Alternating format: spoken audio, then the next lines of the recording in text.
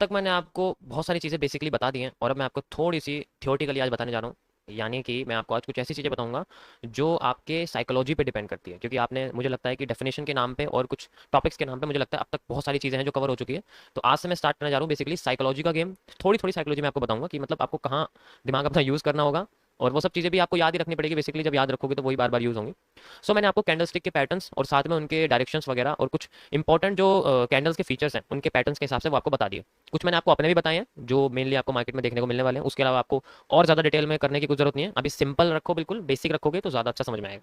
Okay, फिर धीरे धीरे करके 6 6 7 7 महीने बाद जब आप इनको रिवाइज करोगे ना, तब आपको ये चीज़ अच्छी तरीके से याद हो जाएंगी। देखो, ये एक तरीके से आपके पास मटेरियल है, आपको ये वाला जो वीडियो का मटेरियल है ये अपने 2 साल के पूरे करियर में यूज़ करना होगा, तब जाके आपको बिल्कुल वैसे ही एक्यूरेसी मिलेगी जैसा आप मुझे लाइव स्ट्रीम पे देखते हो। 12 13 दिन में वीडियो देख के आप बिल्कुल भी वैसे नहीं बनने वाले जैसा मैं आपको लाइव स्ट्रीम पे दिखता हूँ। पहली सुन लो मेरी कहानी से।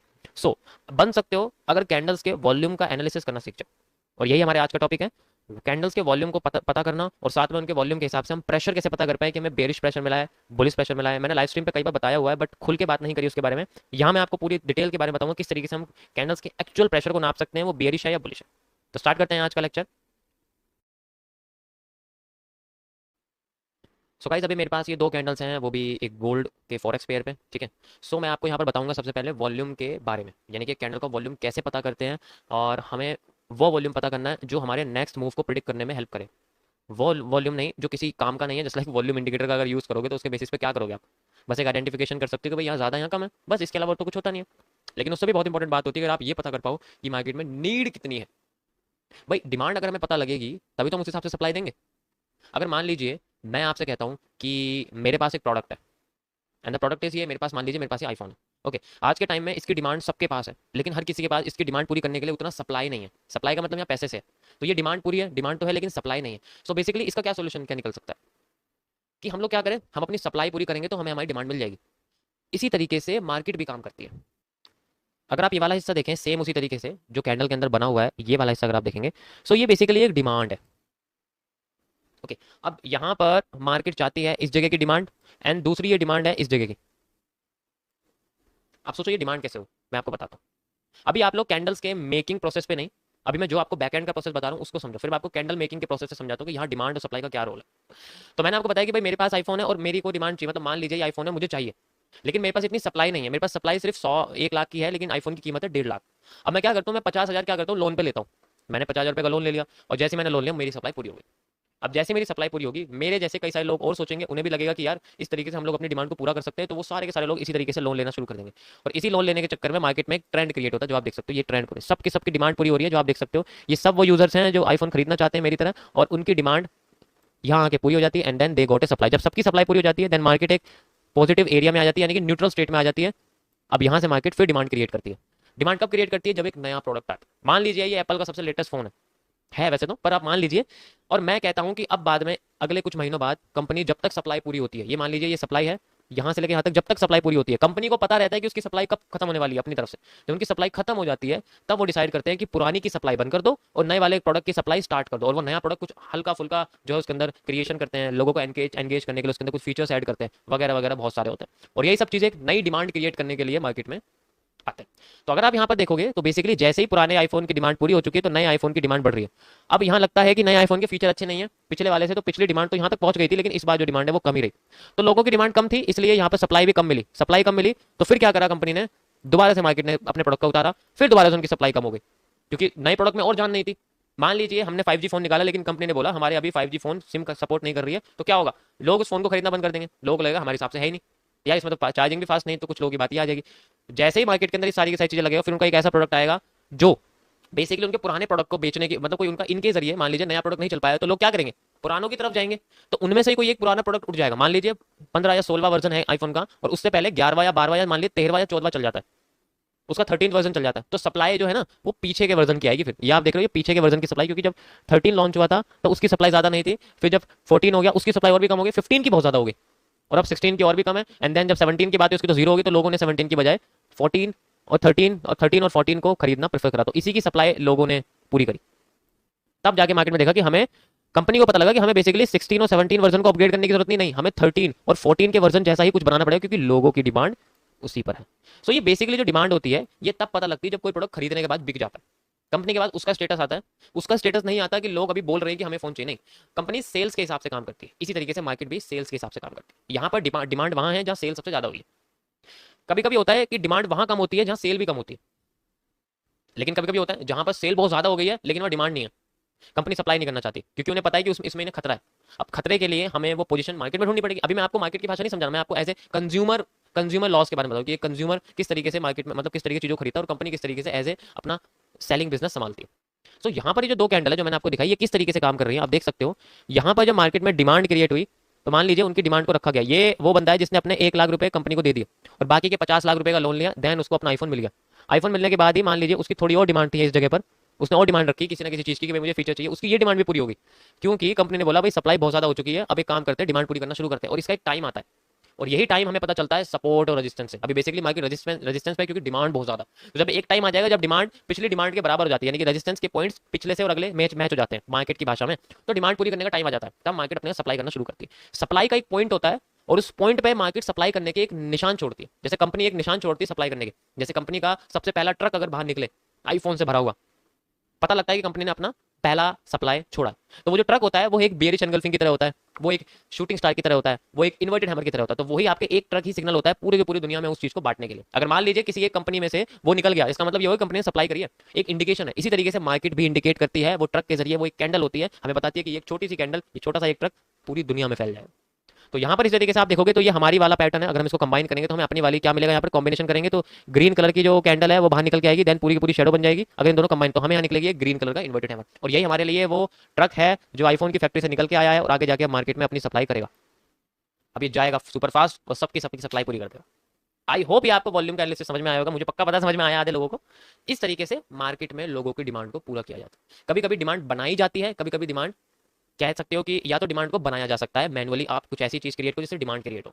कभी कभी डिमांड जनता खुद बनाती है, एक कंज्यूमर एक रिटेलर खुद बनाता है डिमांड, जिसे हम लोग क्या बोलते हैं, पेंडिंग ऑर्डर बोलते हैं। मार्केट की भाषा में उस डिमांड को पेंडिंग ऑर्डर बोला जाता है, जिसे हम लोग कंज्यूमर की भाषा में बिडिंग बोलते हैं। बिडिंग करना एक डिमांड होता है किसी भी चीज के हायर प्राइस को रखना। इसी तरीके से ये बातें तब की हैं जब लॉन्ग में जाना। और मैं अभी आपको मेरा मार्केट कॉन्सेप्ट के जरिए एमएमसी के अंदर लॉन्ग पोजीशन के बारे में बताऊं। तो अभी मैं आपको सारे एमएमसी में लॉन्ग के बारे में बताऊं, पर मैं आपको इसके अंदर शॉर्ट के बारे में भी बताऊं क्योंकि ये इंपॉर्टेंट है। क्योंकि आपको जैसे आपको लॉन्ग के बारे में पता रहना चाहिए, ऐसे आपको शॉर्ट के बारे में पता रहना चाहिए, क्योंकि आपको समझ में नहीं आने वाला। इसी तरीके से मान लीजिए शॉर्ट टाइम पे होता है जब सप्लाई पूरी होगी, मान लीजिए अब सारे के सारे ट्रक फैल चुके हैं, कंपनी से ट्रक निकल गए और सबकी सप्लाई पूरी होगी। अब बाद में आखिरी ट्रक निकलने के 1 हफ्ता हो चुका है और फैक्ट्री में से एक भी ट्रक नहीं निकला। अब जो ट्रक आ रहे हैं वो खाली आ रहे हैं।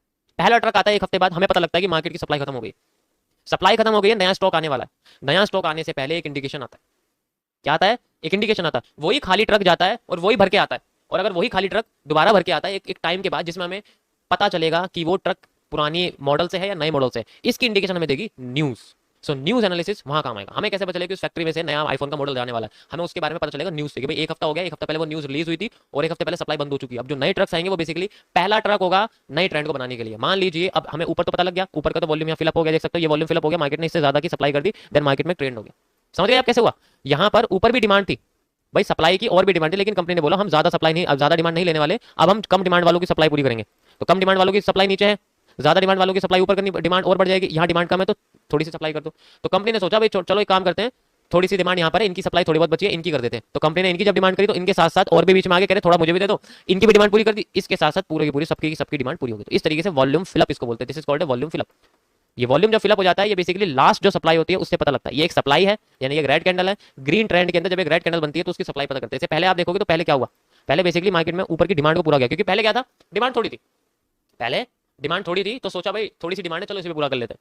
अगर आप ऊपर की शैडो को देखोगे, बेसिकली ऊपर की विक को देखोगे, तो यहाँ पर आपको एक चीज नजर आएगी कि ये थोड़ी है। तो मार्केट ने इसी को जो है भरने के लिए सोचा कि ये थोड़ा सा वॉल्यूम बचा हुआ है बायर्स का, तो थोड़ा सा बायर्स को बुला लेते हैं।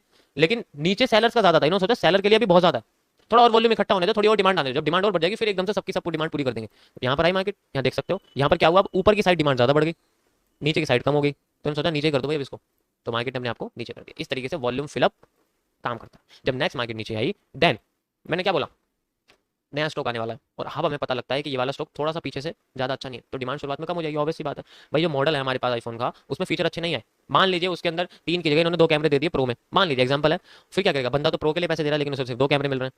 अब वहां पर डिमांड हो जाएगी आधी से भी कम। और इसकी एग्जांपल आप देख सकते हो, ये यहाँ पर डिमांड थी बहुत ज्यादा और यहाँ देख सकते हो कितनी कम हो गई, समझ गए, जिसमें से आधी सप्लाई तो पहली हो गई है।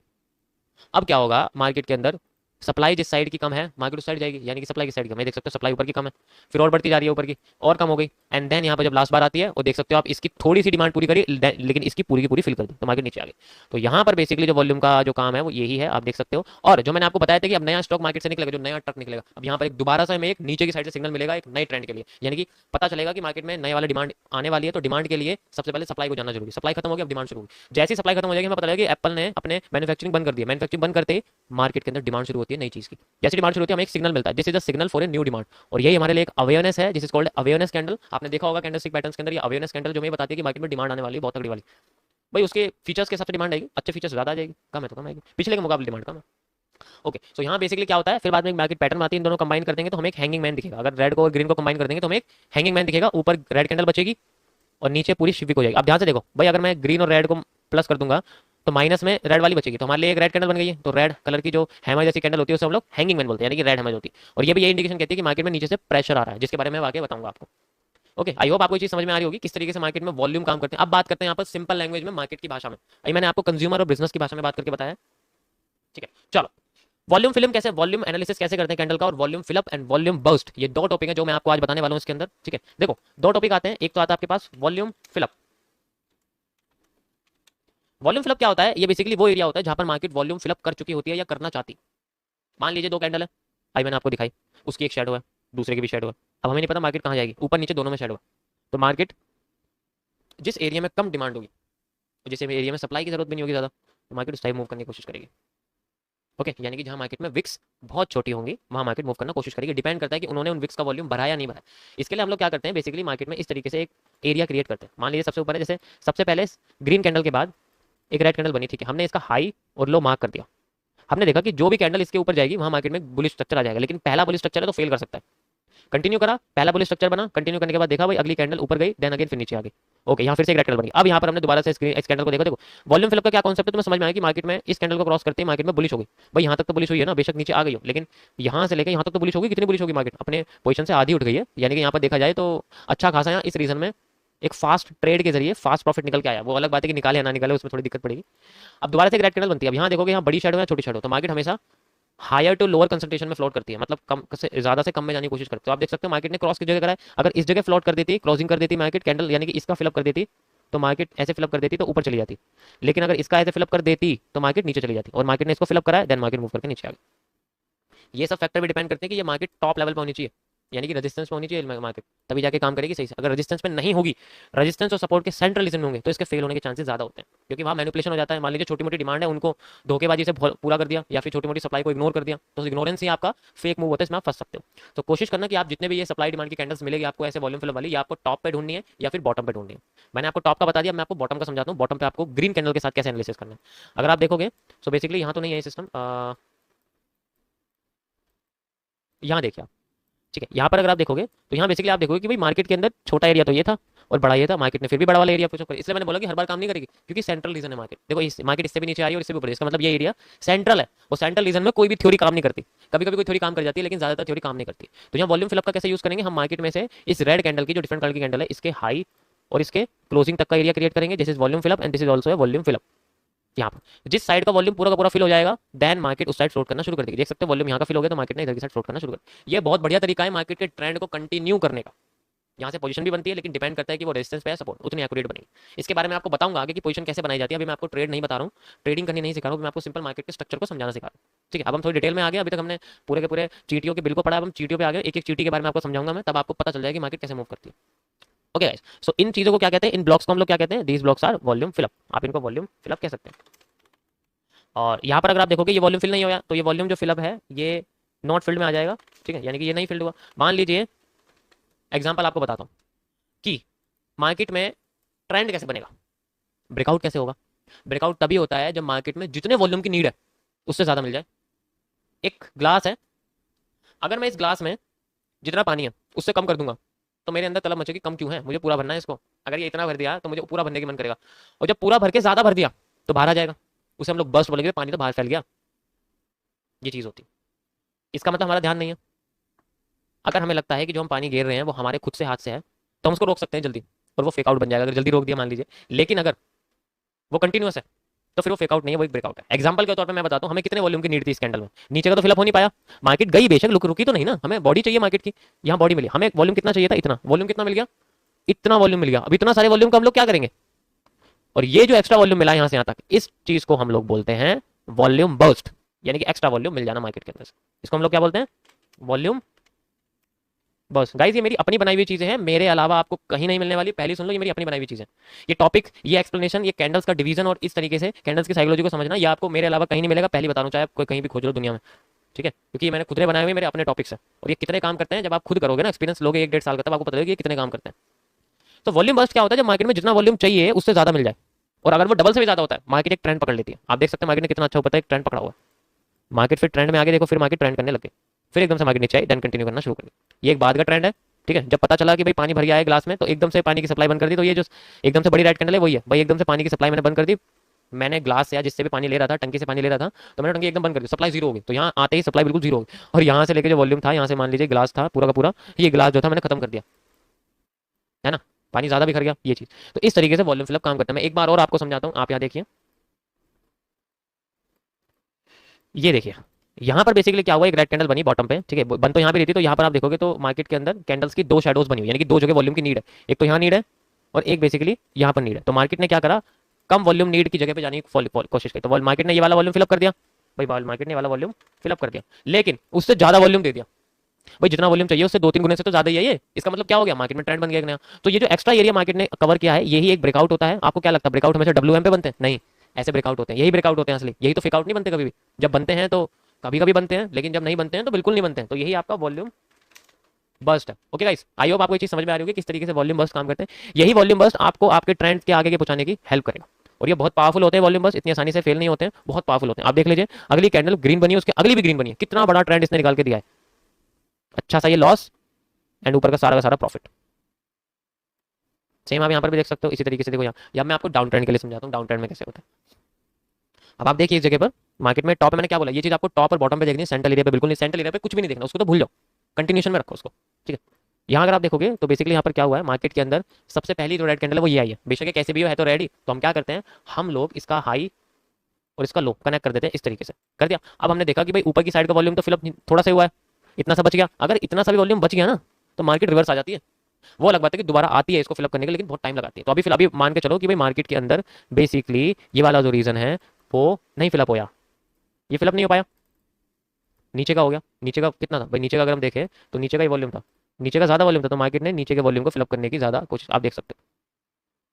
ओके, तो यहाँ से मार्केट ने फिलअप करा एंड देन मार्केट में एक मूव आया जनरेट होकर जो नीचे की साइड आ गया, कितना बड़ा मूव हमें देखने को मिला, देखा यहाँ तक, यहाँ से फिर दोबारा वॉल्यूम बस, फिर एक बार और वॉल्यूम बस, और देखो यहाँ से मार्केट फिर ऊपर चली। ऐसे आप लोग मार्केट के अप डाउन पता कर सकते हैं, आपने लाइव स्ट्रीम में मुझे देखा भी होगा, मैं कैसे टॉप पे पकड़ लेता हूँ, बॉटम पे पकड़ लेता हूँ, बहुत सारे रीजन है उसके भी, आप ऐसे नहीं पता कर सकते, आप हर जगह वॉल्यूम बस वॉल्यूम फिलअप लगाने लग जाओगे। ये बेसिकली बस एक आइडेंटिफिकेशन है मार्केट के कैंडल्स के वॉल्यूम को आइडेंटिफाई करने का, ठीक है। तो हम इसको नॉट फिल्ड ना लिख के पार्शियली फिल्ड लिखेंगे, क्योंकि पार्शियली का मतलब होता है किसी चीज को अधूरा छोड़ना, ये अधूरा छोड़ गई है मार्केट यहाँ से अपने आप को छोड़ गई ना अधूरा, लेकिन ये पूरा का पूरा फिल कर दिया, और ये जो फिल करने के बाद एक्स्ट्रा एरिया है ये तो वॉल्यूम फिल्ड हो चुका है यहाँ पर, ठीक है, यहाँ पर क्या हो चुका है, वॉल्यूम फिल्ड हो चुका है। लेकिन जो आप देखोगे यहाँ पर ये बेसिकली जो एक्स्ट्रा एरिया ये क्या हो गया दोबारा से, this is a volume bust, ये एक्स्ट्रा वॉल्यूम है जो मार्केट ने लिया है, ठीक है। अब इसी वॉल्यूम बस्ट को अगर मार्केट और रिकवर करती है तो मार्केट के अंदर एक ट्रेंड आता है। आई होप आपको ये चीज समझ में आई होगी, बहुत ही सिंपल है, कैंडल्स के शैडो के बेसिस पे आपको सब कुछ करना है, और कुछ मत देखो अभी फिलहाल के लिए, बस आप ये समझो कि ये भी एक तरह की डिमांड है जो पूरी करने के लिए मार्केट कोशिश करती है, जहां कम होती है कभी कभी वहां जाती है, कभी ज्यादा होती है कभी कभी वहां जाती है, अभी यहाँ पर ज्यादा है इसलिए मार्केट यहाँ ज्यादा जा रही है, कभी कभी कम पे भी चली जाती है, डिपेंड करता है ये सब। ओके गाइस, एक बार और इस चीज को देख लेना, ठीक है, वैसे इतना मुश्किल नहीं है, बस आपको शैडो का यूज करना है, और जिस साइड मार्केट मूव करके क्लोज करती है वहां पर मार्केट में ट्रेंड बन सकता है, हर बार नहीं बनता है, ज्यादा टाइम बन जाता है। स्कैल्पिंग का तो बनता ही बनता है, वजीर का तो मैं नहीं बता सकता, लेकिन स्कैल्पिंग का तो बनता ही है, डिपेंड करता है, अगर आपने टॉप में पकड़ा है तो बॉटम तो पक्का आपका, और अगर आपने बॉटम पकड़ा है तो टॉप तो पक्का आपका।